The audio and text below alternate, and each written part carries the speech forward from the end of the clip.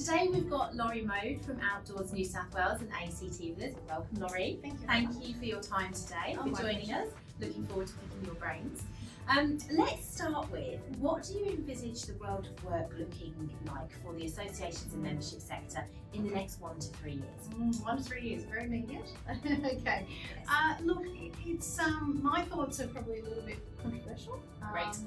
Because I think we're in this world in associations where we're very comfortable at our membership structures, but our clients, our members are demanding more service from us. And we're getting into this habit of providing more for the same amount of money or sometimes less.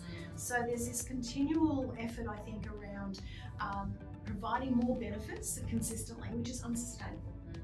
So, what we've got to do is take stock of why do members support us? Yeah. And, what's going to take them to come on board and be with us. So really the key is relevance. Yes. And we've got to take a step back and look at what we do that is relevant to the industry. And I think if we really do listen to our members, we'll find that it's a very different structure to probably what we're seeing today. Interesting. Yes. So I think that's a big thing. I think the efforts to find funding and resources is deterring our efforts to produce the results that we need as organisations. And I say that because a role that I held many years ago was in a local council, and it was in community development, and we had a very high proportion of not-for-profits and associations in our area. Yeah. And I bundle not-for-profits in there as well because they're also very structured in the same sort of way. And if I looked at that network of organisations, and we had an exercise where we brought them all together, and what they realised is that there was very few differences in what they did. Interesting. So there's a lot of associations and organisations that are in the not-for-profit sector doing the same thing with less. And I think mergers and acquisitions we'll start seeing a lot more over the next 1 to 3 years, probably up to 5 years, as we realise that by pooling our resources, we can do more and achieve more and provide more benefits to our members. Absolutely, agree with that. That wasn't so controversial. I like it. Some people think, that could be my job. No, I like it. I like your thinking. It's fantastic. Can you share some insights into any new initiatives that you have been exploring with your membership organisation? So when I started the day of lockdown 2020, I had a captured audience, so I was able to really talk to my membership and really work out what made them tick, but also what they needed. And I could very quickly envisage, the strategy for what we needed. And I knew it was about building on the family feeling that was existing in the membership, and then trying to increase professionalism, awareness, and also their connection to more opportunities and help them grow. So I established a weekly webinar, which is like a podcast but live, and Love it. That way they could interact with it. Yep. I could brought in guest speakers, I brought topics. Some weeks I might even just talk about some grants that are available for them to apply for. But it was 1 hour that they knew they had an opportunity to talk to the CEO every week. And that was in my diary every week without fail. Some opportunities, I might have to go to a conference, so I'd have one of my members or staff to stand in. Yeah. But majority of them I was there, so 173 of those.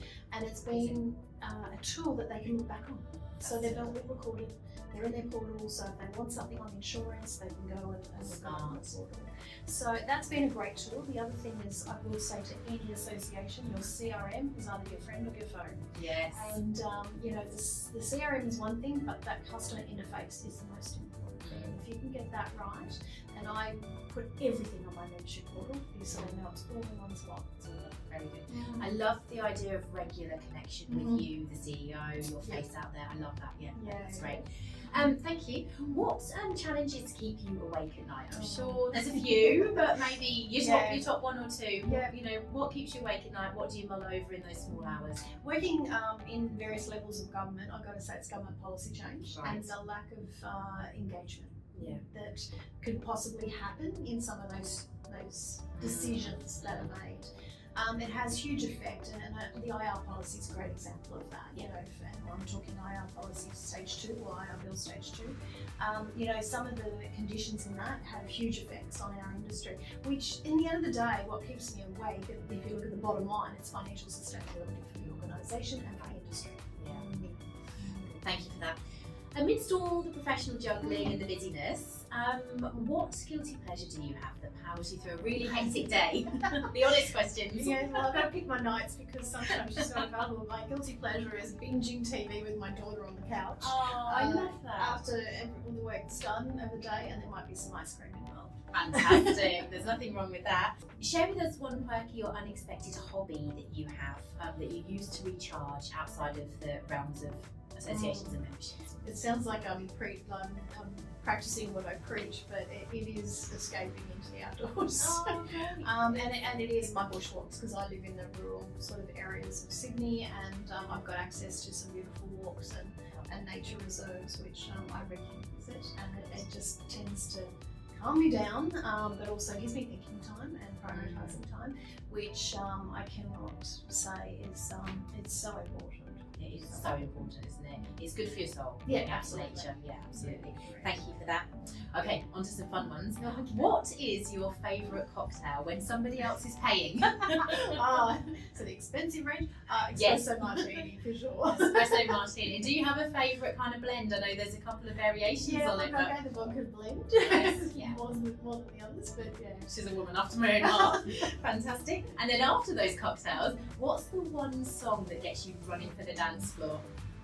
80s Tragic. Mm-hmm. Okay, I'll just put it Yeah, out lovely. Yeah. there. It has to be Take On Me by a-ha. Oh, great song. Yes, Yeah, that one, absolutely. as soon as it starts, it's like, I'm up. And do you drag people with you? Or are you Of happy? course, yeah. And people that don't want to as well. I'm going to look out for you at the next conference. I'll be Sounds there. good.